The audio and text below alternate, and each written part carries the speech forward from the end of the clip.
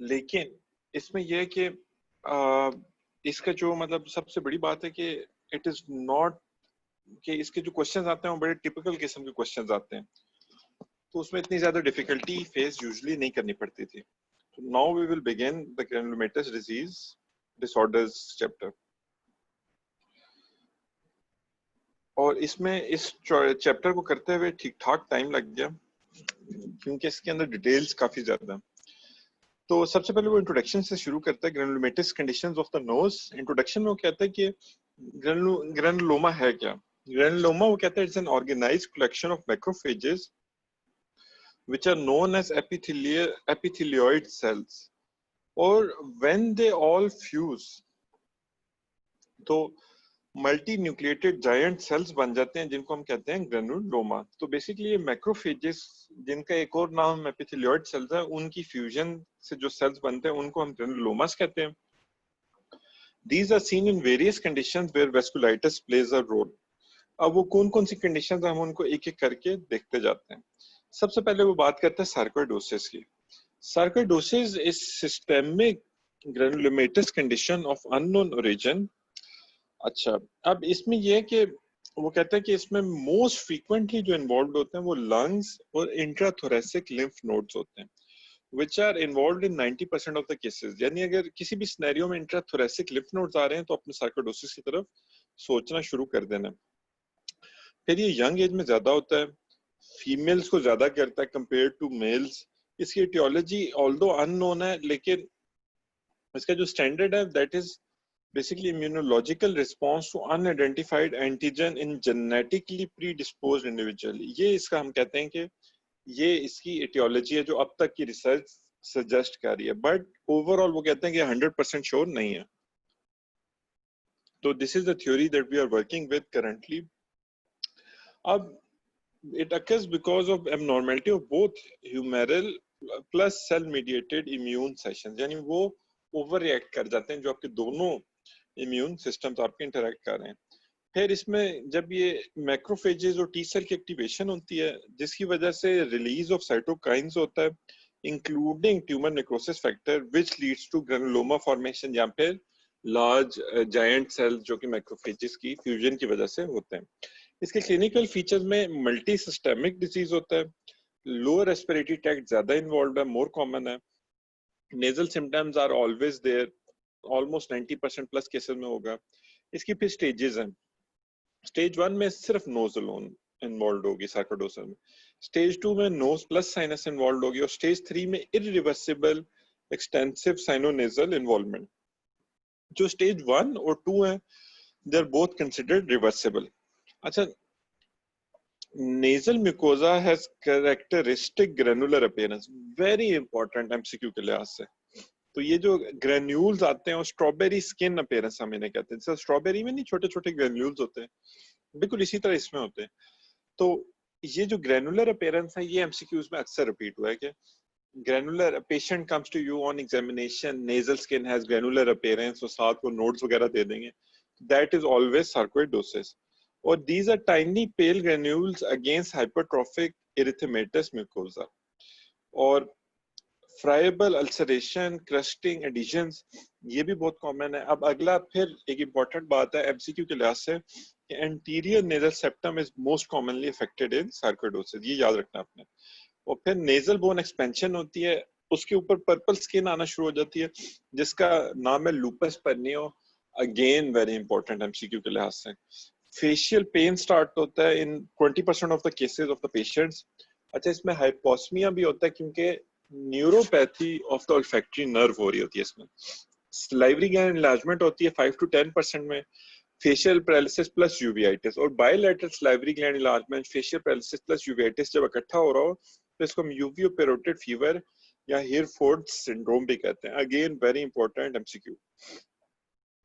Larynx भी 1 to 5% of the cases में होता है, और वेरी इंपॉर्टेंट MCQ इसमें supraglottis is the most commonly involved site. अब इसकी डायग्नोसिस के लिए यूजुअली हम करते थे Kveim test, KVEIM test, but west में इसको नाउ विड्रॉ कर लिया गया।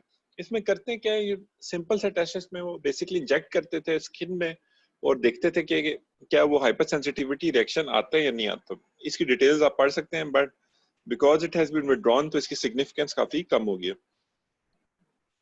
फिर आप clinical features, imaging, histology, biochemical test, serological test, biopsy, ये सारे कराएंगे। इसमें जो एस एस जो उनसे होते हैं आपके अंदर एंजियोटेंसिन कन्वर्टिंग एंजाइम, वो they are increased in 85% of the cases. Imaging में varying degree of pulmonary involvement, और फिर उसमें फिर स्टेजेस आ जाएंगे। स्टेज 1 में बायलैटरल हाइलर लिम्फेडेनोपैथी, स्टेज 2 में ये बायलैटरल हाइलर लिम्फेडेनोपैथी होगी, साथ पल्मोनरी इन्फिल्ट्रेट। जब भी बायलैटरल हाइलर लिम्फेडेनोपैथी का लफ्ज आएगा, आपके कान खड़े हो जाने चाहिए, आपको सार्कोइडोसिस की तरफ सोचना शुरू कर देना चाहिए। फिर अगर इसमें पल्मोनरी इन्फिल्ट्रेट्स भी हो रहे हैं उसके साथ, तो फिर ये स्टेज 2 होगी, और स्टेज 3 में सिर्फ पल्मोनरी इन्फिल्ट्रेट्स होंगे, और स्टेज 4 में फाइब्रोसिस भी होगी। और bilateral gland enlargement, lacrimal glands, जो कि हम पहले पढ़ चुके हैं, एक हॉलमार्क है, एक टिपिकल पैथोग्नोमिक फीचर है सार्कोइडोसिस का। MRI पे there would be granulomatous invasion of basal meninges of the brain, लेकिन this is very rare। अब ट्रीटमेंट क्या है इसमें? 2/3 स्पॉन्टेनियसली हील कर जाते हैं। हाइड्रोक्सीक्लोरोक्वीन इसकी ट्रीटमेंट है, इन्फ्लिजुमैब इसकी ट्रीटमेंट है, एटनारेसिप्ट इसकी ट्रीटमेंट है, और स्टेरॉइड इंजेक्शंस इसकी ट्रीटमेंट है। Now we come to Wegener's. This is also known as granulomatosis with polyangiitis, यानी ग्रेनुलोमा सेल्स फॉर्मेशन हो रही है, और मल्टीपल, पोलीएंजाइटिस का मतलब है कि मल्टीपल जो वेसल्स हैं वहां की इन्फ्लेमेशन हो रही है। अब इसमें भी granulomatous inflammation of respiratory tract and necrotising vasculitis which is affecting small to medium sized vessels with focal or proliferative glomerulonephritis। अब ये काफी सारी बातें हैं, हम आगे इसको भी थोड़ा सा डिस्कस करते हैं तो और इजी होती जाएगी। इसमें 3 चीजें होंगी। अपर एयरवे इन्वॉल्व होगा, जिसमें वो सारे नेजल इसके सिम्टम्स आते हैं, लंग्स इन्वॉल्वमेंट होगी, और साथ थर्ड बहुत इंपॉर्टेंट चीज है रीनल डिजीज। जब भी किडनीज इन्वॉल्व हो रही हो ईएनटी के सिनेरियो में, हमेशा अगर उसमें नोज वगैरह की भी फीचर्स है, हमेशा आप सोचो वैगनर्स पे, वैगनर्स की तरफ जरूर सोचो। 40 to 50 इयर्स कॉमन एज है, कॉकेशियंस को ज्यादा ये कॉमनली टारगेट करता है। ऑटो इम्यून डिजीज है, इसमें भी अब तक 100% कंफर्म बात नहीं है, लेकिन ज्यादातर वो ऑटो इम्यून की तरफ ही जा रहा है। Very very very important MCQ class है। इसमें CN का टेस्ट कराते हैं। CN का is more commonly associated with Wagner's, जबकि PN का डिफरेंट डिजीजेस के लिए वो हम आगे अभी डिस्कस करते हैं। अब वैगनर्स में क्या है कि head and neck are the most common side, 70 to 90% इनके होते हैं head and neck symptoms. Nose plus sinusitis के सिम्टम्स 80%, उसमें ऑब्स्ट्रक्शन आ जाएगी, क्रस्टिंग आ जाएगा, डिस्चार्ज आ जाएगा, ब्लीडिंग आ जाएगा, फेशियल पेन आ जाएगा, और सेप्टल परफोरेशन आ जाएगी। 1/3 ऑफ द पेशेंट्स को ओटाइटिस मीडिया विद डिफ्यूजन और सेंसिटिव हियरिंग लॉस होगा। 8% में फेशियल पैरालिसिस होगा। वेरी इंपॉर्टेंट एमसीक्यू के लिहाज से, सार्कोइडोसिस सुप्राग्लॉटिक को करता था, और वैगनर्स सबग्लॉटिक स्टेनोसिस करेगा। फिर अल्सरेशन ये कॉज करेगा ओरल म्यूकोजा की।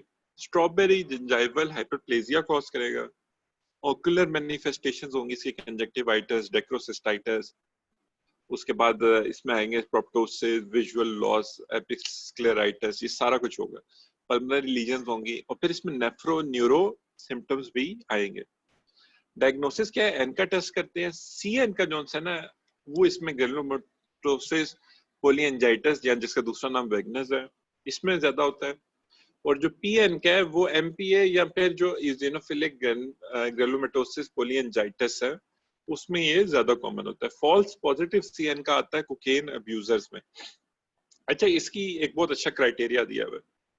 क्राइटेरिया क्या है कि अगर नेजल और ओरल इन्फ्लेमेशन है, जिसका मतलब है कि पेनफुल पेनलेस अल्सर्स, परुलेंट और ब्लडी नेजल डिस्चार्ज हो, चेस्ट एक्सरे में आपके नोड्यूल्स, फिक्स्ड इन्फिल्ट्रेट्स, कैविटीज हो, यूरिनरी में आपके माइक्रोस्कोपिक हीमेचूरिया हो विद और विदाउट रेड सेल्स, और बायोप्सी पे आपको granulomatous inflammation with wall of N artery और पेरी और एक्स्ट्रा वेसिकुलर एरिया इन्वॉल्व आ रहा हो।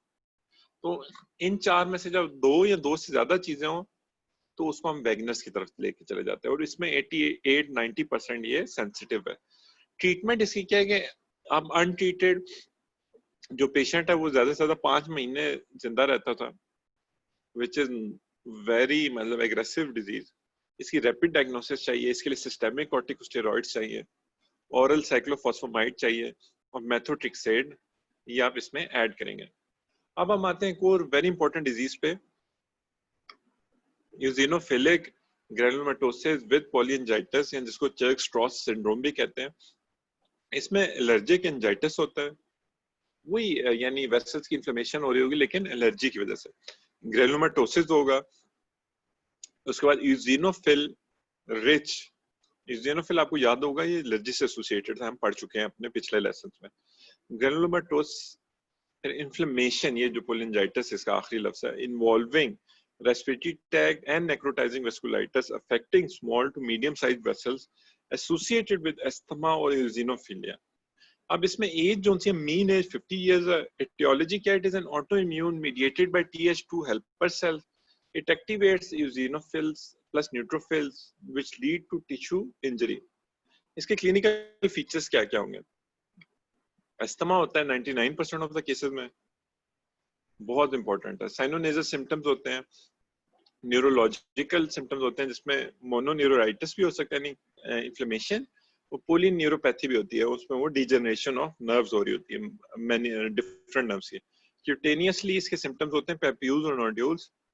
Cardiac are less common but biggest cause of mortality. और ग्रैनुलोमेटोस मायोकार्डाइटिस जो सही है इंपॉर्टेंट एमसीक्यू के लिहाज से, that is the major cause of mortality in EGPA patient.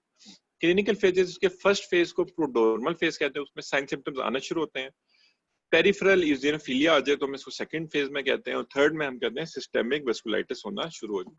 Diagnosis क्या होता है इसमें? पेरिफेरल यूजिनोफिलिया होता है, greater than 10% of total white blood cell count, differentiated count के अगर वो यूजिनोफिल्स 10% से ज्यादा हुए हैं तो ये डायग्नोस्टिक है। हम पढ़ चुके हैं TN का is positive in this, CN का किसमें था? वेगनस में। फिर जनरल टेस्ट कराएंगे, फिर हम इमेजिंग कराएंगे, और इसका भी एक क्राइटेरिया दिया हुआ है। अगर उसको हिस्ट्री ऑफ वीज और डिफ्यूज उसमें है ऑन एक्सपायरेशन, जो कि अस्थमा का क्राइटेरिया है, यूजिनोफिलिया है वो हम पढ़ चुके हैं, मोनोन्यूरोपैथी और पोलीन्यूरोपैथी है, पल्मोनरी इन्फिल्ट्रेट्स और नॉन फिक्स्ड हैं, पैरानेजल साइनस एब्नॉर्मैलिटीज हैं, एक्स्ट्रावेस्कुलर यूजिनोफिल्स हैं, सारी चीजें पढ़ चुके हैं। इनमें से अगर 4 या 4 से ज्यादा अगर उसको साइंस हो रहे हैं 6 में से, तो उसको हम कहते हैं कि इसको चर्क-स्ट्रॉस सिंड्रोम हो चुका है। ट्रीटमेंट हाइड्रोकॉर्टिकोस्टेरॉइड, साइक्लोफॉस्फेमाइड, इंटरफेरॉन अल्फा देते हैं फॉर रिफ्रैक्टरी केसेस जो रिमिशन हो रही हो। Again important MCQ classes, corticosteroids तो इनमें सारी डिजीजेस में दे रहे हैं, लेकिन इंटरफेरॉन अल्फा आपने चूज करना है अगर आपसे पूछे कि वो रिमिशन में जा रहे हैं तो अब आप क्या ट्रीटमेंट ऑफ चॉइस करेंगे। कोकेन इंड्यूस्ड, अच्छा कुछ है ये बाकी टॉपिक्स थे इसमें, इनको हम ऊपर ऊपर से देख लेते हैं। फिर cocaine induced midline destructive lesion है, इसमें भी CN का रेज आता है, और इसकी बस सारे साइन सिम्टम्स मिमिक करते हैं वैगनस और इन सारों को, इसकी ट्रीटमेंट वही कॉर्टिकोस्टेरॉइड्स वगैरह है। फिर जिनोफिलिक ग्रैनुलोमा है, ये आइसोलेटेड केसेस होते हैं। फाइनली जो इसमें सबसे इंपॉर्टेंट चीज है वो giant cell granuloma, cholesterol granuloma, ये सारी इतनी ज्यादा इंपॉर्टेंट चीज नहीं है। इसमें से जो सबसे इंपॉर्टेंट चीज थी वो ग्रैनुलोमेटस न्यूप्लेजिया या एक्स्ट्रा नोडल नेचुरल किलर या T सेल लिम्फोमा है। ये एक ट्यूमर होता है, mid line of the face को इन्वॉल्व करता है। जब भी वो आपको MCQ आए जिसमें वो मिड लाइन की बात कर रहा है और अग्रेसिव कार्सिनोमा की बात कर रहा है, तो आप T सेल लिम्फोमा या फिर granulomatous neoplasia extra nodal natural killer cells को, ये डिजीज को आप सबसे पहले आप इसकी तरफ जाएंगे। ये mid line of the face के स्ट्रक्चर्स को इन्वॉल्व करता है, वेरी एग्रेसिव, बहुत ज्यादा एग्रेसिव होता है, और इसकी बड़ी रैपिड आपको ट्रीटमेंट और कीमोथेरेपी वगैरह आपको स्टार्ट करनी पड़ती है। तो this is it, hope you enjoyed this lesson. कल हम एक और राइनोलॉजी का रह गया, फेशियल फ्रैक्चर्स वाला, वो खत्म करके फिर हम ईयर की तरफ जाने की कोशिश करेंगे कल ही की सिटिंग में इंशाल्लाह। Thank you for joining in.